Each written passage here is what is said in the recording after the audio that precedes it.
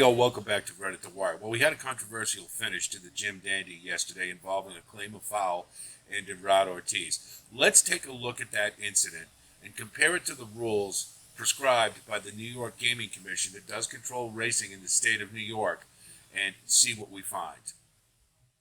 Okay, so the first thing we're going to do is take a look at the Jim Dandy Stakes in real time, live, and just as a frame of reference. Fire. They're in the gate. And they're off in the Jim break. Dandy Hitcho was a little slow to get going. That was a bit of a surprise, but it wasn't a surprise that Saudi Crown would get out to the lead. Right on top. Forte was a little more prominent than perhaps we thought he might be. He's second and immediately guided But off the pretty rail. much in Angel of Empire as well. Really kind of surprised to see him so keen and up near the lead. And that would make a difference later, as we know. So Angel of Empire on the see Saudi Crown of Forte. Did exactly what we thought he needed to do. He got out to the lead, and then he tamped it down to soft fractions so he'd have something left in the stretch. And tactically, he just had a huge advantage in this race. Showing the way to the 5/8 pole by a length and a half. Forte, Angel of Empire side by side, and Hit Show in the pink silks fourth, 3 lengths off the lead. Disarm is just inside of him. The half and 48 flat. It's funny, though, you know, Disarm being at the rear, it turns out he's more of a closer than Angel of Empire is, I guess, at this point. But you see at the half-mile point, Saudi Crown's got it totally under control and set nice soft fractions, 48, 112, leaving him plenty left in the stretch. And let's not forget, this is his first effort around 2 turns, so pretty darn impressive, especially against this group. Angel of Empire. Disarm, you see Hit Show in the coming alive a little bit. Less than 3/16 to go. Forte trying to get off the inside to try and run down Saudi Crown. He's in a tight spot. Angel of Empire outside of him. A thriller in the Jim Dandy. It's Saudi Crown digging down deep. The champ Forte's trying to get him on the money. And Angel of Empire. Saudi Crown. Forte. Here's the line. Photo finish. It's a very, very close photo between Forte and Saudi Crown. Okay, so that's the live real-time version. And now we're going to take a look at the rules as prescribed by NYRA, and then we'll take a look at it again. So now we're going to take a look at the rules regarding race riding set forth by the New York Gaming Commission that controls racing in New York. So it's rules regarding riding interference. And just to preface this, sometimes you will see driver, and obviously harness racing and flat racing are 2 components of racing, but the rules are universal for all of them. So just a little note there. Section 4117.4, Racing Violations. The following shall be deemed racing infractions. Subsection A, changing either to the right or the left when another horse is so near as to be caused to shorten stride or to be taken back or to break stride. Subsection D, swerving in and out so as to interfere with another horse. Subsection L, after selecting a position in the home stretch, swerving from side to side or bearing in or out so as to interfere with another horse. So those are the pertinent rules regarding the objection in the Jim Dandy. Section 4117.12, setting horses back, and this is the penalty phase. A, subsection A, the judges may set a horse back 1 or more places and disqualify such horse for betting or purse purposes or both, regardless of placing, if, in their judgment, such horse has caused interference or its driver or jockey has violated any of these rules. In placing such horse, the judges shall consider both the effect caused on competing horses and any advantage gained by the offending horse through such interference or violation. So those are the rules from which the stewards were evaluating the claim of foul in the Jim Dandy.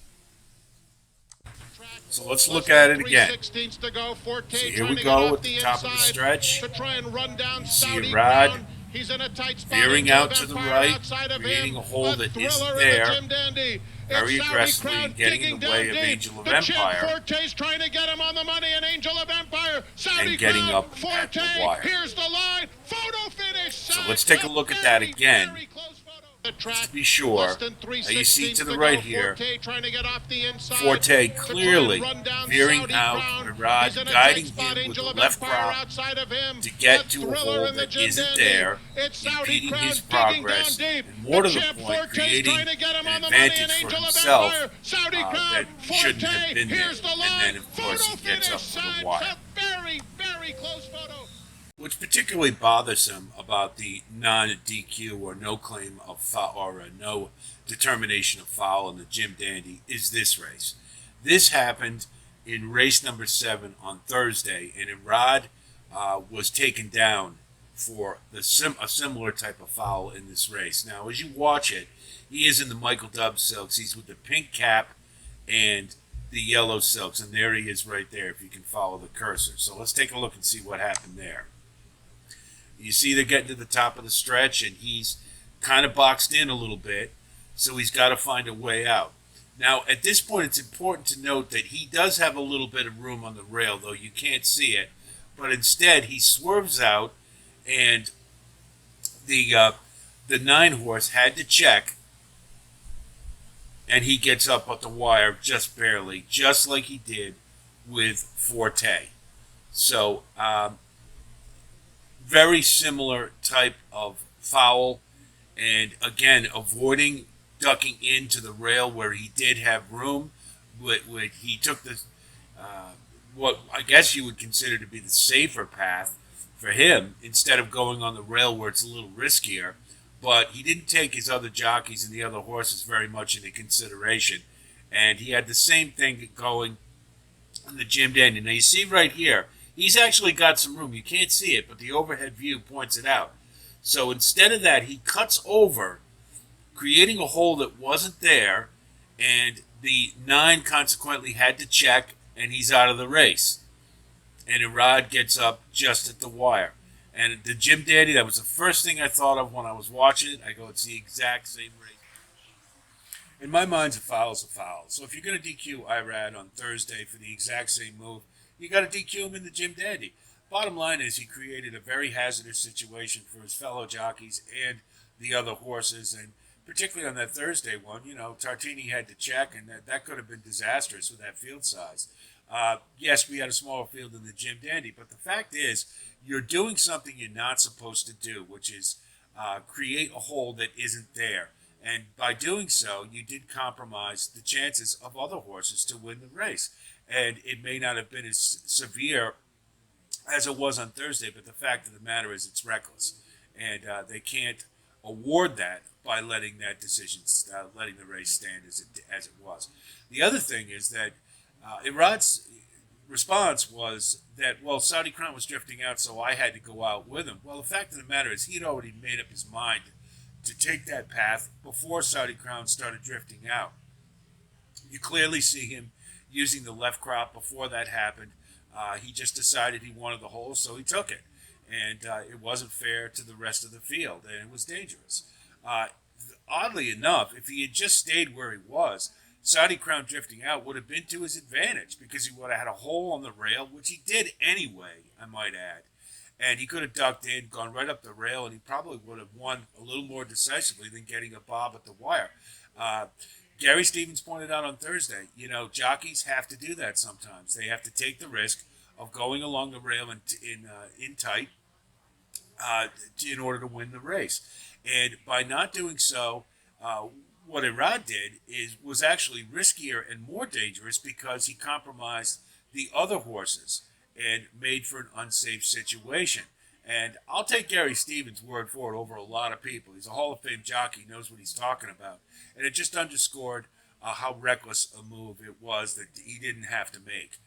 So the fact that I believe he got a 3-day suspension for the DQ on Thursday obviously hasn't done anything to rehabilitate him because he's right back to doing the same thing.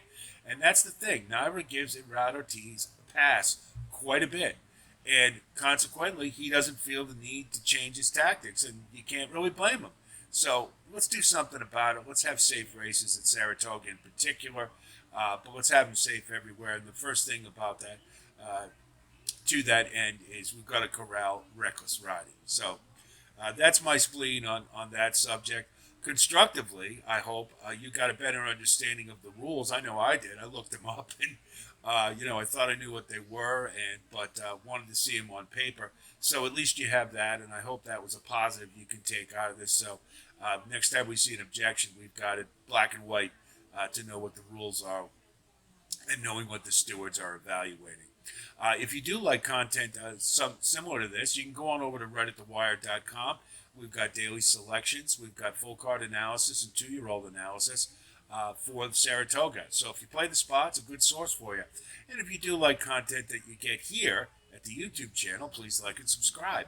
And we do thank you all for coming by. I promise you the next posting will be a lot more positive. We'll be talking about an upcoming race. We post every day. Saratoga has races, the Daily Stakes race, so you'll have that to look forward to.